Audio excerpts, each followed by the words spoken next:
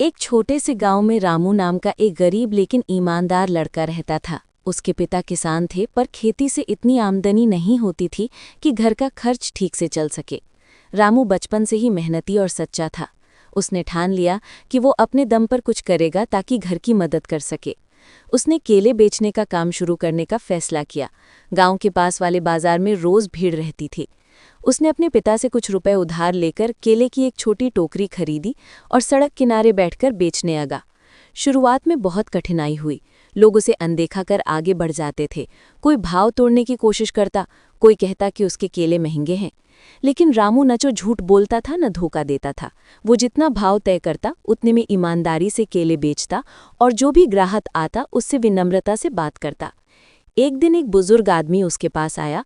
उसने 1 दर्जन केले खरीदे और गलती से 20 रुपए ज्यादा दे दिए। रामू ने तुरंत पैसे लौटाते हुए कहा, बाबूजी, आपके पैसे ज्यादा हैं। बुजुर्ग मुस्कुराए और बोले, बेटा, आजकल कौन इतना ईमानदार है। अगले दिन वही बुजुर्ग फिर आए और बोले, मैं पास के स्कूल का प्रधानाचार्य हूँ। हमारे स्कूल के बच्चों के लिए रोज केले चाहिए, तुम ही रोज लेकर आओ। अब रामू को नियमित ग्राहक मिल गया। धीरे धीरे उसकी ईमानदारी और मीठे व्यवहार की चर्चा पूरे बाजार में फैल गई। लोग कहते, रामू की केले सबसे अच्छे हैं और वो धोखा नहीं देता।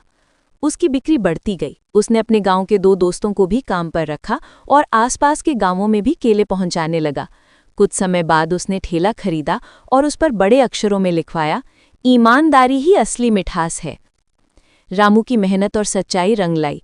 कुछ सालों में उसने अपनी छोटी फल की दुकान खोल ली।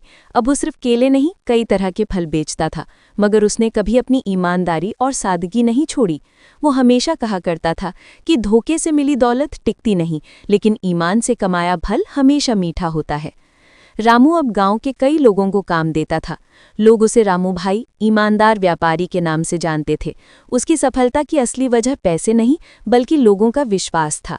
रामू की कहानी हमें सिखाती है कि सच्चाई और मेहनत का फल देर से सही लेकिन मिलता जरूर है। अगर हम छोटे से छोटे काम को भी ईमानदारी और लगन से करें तो वही हमें बड़ी सफलता दिला सकता है।